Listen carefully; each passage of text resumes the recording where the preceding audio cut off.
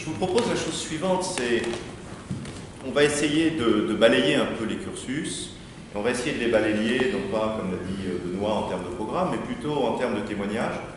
Et à cette occasion, vous faire connaissance avec certains de nos élèves, pour ceux qui entrent cette année, et puis surtout certains de nos anciens élèves et de nos enseignants. Si vous le permettez, je voudrais faire au préalable une petite introduction sur ce que nous voyons en tant qu'enseignants et professionnels au travers des contacts que nous avons dans la vie professionnelle, mais aussi au CNAM, et des contacts que nous avons avec nos élèves. La première chose, et Benoît l'a très bien dit, c'est un investissement que vous faites qui est très important. Et moi, je vais aller un peu plus loin. Je vais vous dire que c'est sans doute le dernier investissement que vous faites dans votre vie personnelle pour acquérir des connaissanses et connaître quelle est, je dirais, la profondeur de ce que vous faites dans l'activité professionnelle. Et je pense que j'aurai tout à l'heure certains anciens élèves qui témoigneront de ça. Vous allez, pour ceux qui entrent en M1, réaliser un projet, pour ceux qui entrent en M2, un mémoire de fin d'études. Ce sont des travaux qui sont des travaux importants, et c'est peut-être la dernière fois que vous confronterez ces travaux dans un cadre à la fois professionnel et d'enseignement, et que vous aurez l'occasion de vous jauger vis-à-vis de ça. Donc c'est une étape importante, et tous ceux qui sont passés par ces étapes-là ont un souvenir, c'est le projet ou le mémoire, ça reste très très fortement ancré dans leur esprit. La deuxième chose que je voulais vous dire, c'est que je voulais partager avec vous 2-3 constats que l'on peut faire sur aujourd'hui l'évolution de nos métiers du management commercial. Alors, vous aurez effectivement une conférence le 13 très orientée digital, donc je vais être assez soft sur la question du digital, mais je voudrais essayer de résumer ce que nous voyons en tant qu'enseignants ou responsables de programme, d'essayer de vous le résumer en 3 mots. Le premier mot, c'est multiculturalité. Le management commercial aujourd'hui est devenu quelque chose de difficile parce que c'est quelque chose qui est multiculturel. Multiculturel pourquoi? Parce que bien entendu, on pense tout de suite à la globalisation, l'internationalisation des échanges, mais ça va plus loin que ça. Nous sommes dans des périodes de rupture avec un monde d'avant et un monde de demain. Il y a ceux qui sont dans la culture d'avant et ceux qui sont déjà dans les cultures de demain. La culture du digital, la culture de la coopération, la culture du partage, etc. Ça, c'est un facteur de multiculturalité. Il y en a un autre, c'est que, je me souviens d'un président de la République qui s'était présenté il y a 20 ans avec le thème de la fracture sociale. Cette fracture sociale, elle existe, on la voit. Vous êtes parfois vous-même issu d'une certaine manière de cette fracture sociale et vous revenez au CNAM pour des questions à caractère social, pour resituer votre niveau. Cette fracture sociale, elle se trouve dans l'entreprise. Elle se trouve dans l'entreprise, dans la manière aussi dont les compétences se répartissent, dont les modes de management se font. Et ça aussi c'est un aspect culturel important. Sur cet aspect multiculturel, il y a aussi un aspect générationnel. Effectivement, aujourd'hui, on a parlé de génération X, Y, on en est à la génération Z, et on s'aperçoit que travailler avec ces différentes générations, c'est travailler avec des gens qui ont des ruptures à un moment dans la manière dont ils ont appréhendé leur vie professionnelle. Donc le management commercial aujourd'hui, il doit intégrer un certain nombre de multiculturalités. On n'est plus dans cette France qu'on pouvait imaginer ou percevoir ou croire un peu uniforme d'il y a 50 ans au moment de l'expansion économique et des 30 Glorieuses. On est aujourd'hui dans un pays, dans une France, dans une Europe qui est compliquée, qui confronte des cultures, qui confronte des modes de pensée, qui confronte des générations.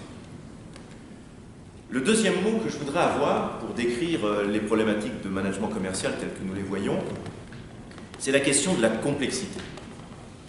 On me dit souvent, mais finalement, aujourd'hui, qu'est-ce qui différencie un bac plus 5 aujourd'hui d'un bac plus 2 d'il y a 20 ans? Est-ce que finalement tout ça, c'est pas un abaissement de niveau, le bac n'est plus ce qu'il était, etc. Il y a une chose fondamentale qui différencie aujourd'hui le bac plus 5 du bac plus 2 et ce que l'on va chercher à vous faire comprendre et intégrer. C'est que notre monde est compliqué. Il est multiculturel, mais il est aussi compliqué.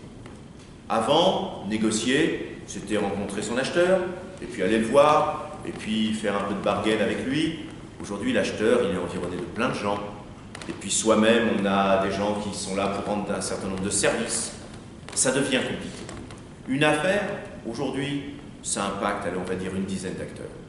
Le management commercial, par exemple, un truc très simple, on veut lancer une force de vente à l'assaut, j'avais l'exemple récemment avec un de nos anciens élèves, à l'assaut de docteurs et de médecins dans le monde hospitalier. C'est très compliqué. Il y a des leaders d'opinion, il y a des prescripteurs, les médecins n'ont pas tous le même statut, etc. On est dans un monde compliqué. Et dans ce monde compliqué, eh bien, à un moment, il faut trouver les moyens de manager.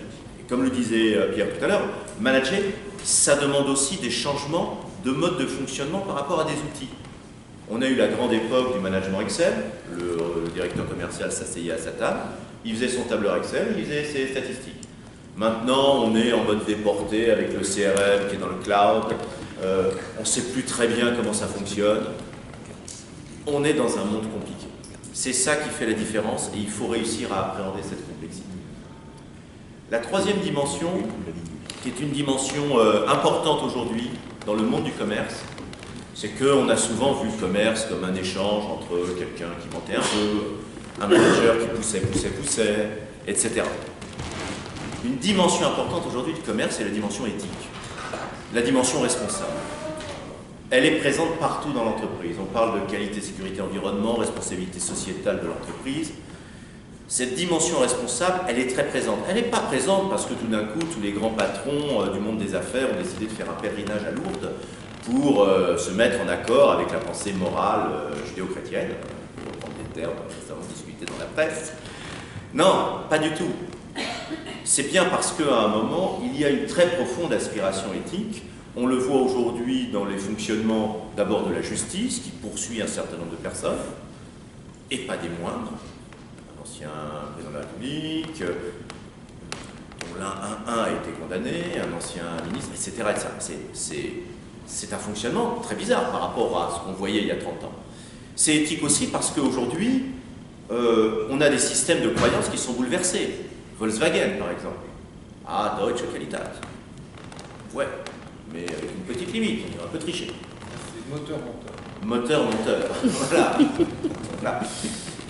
Il y a aussi une aspiration éthique parce que beaucoup de gens qui sont, et vous le vivez peut-être vous-même, dans une forme de souffrance, avec une stagnation de leur pouvoir d'achat, une menace sur l'emploi, etc., se retrouvent en allumant la télé avec monsieur va partir avec 10 millions d'euros. Voilà, 10 millions d'euros pour 1 an de présence ou 2 ans de présence dans une entreprise, très sympa. Moi j'aimerais bien faire 2 ans de présence dans une entreprise et faire 10 millions d'euros, ça me plairait. On est dans une dimension dans laquelle la question éthique et la question de responsabilité est interpellée en permanence. C'est quoi le rôle du manager au milieu de ça? Le rôle du manager commercial, c'est de savoir appréhender cette multiculturalité, c'est savoir manager dans la complexité, et c'est savoir en permanence quelles sont les frontières à ne pas franchir.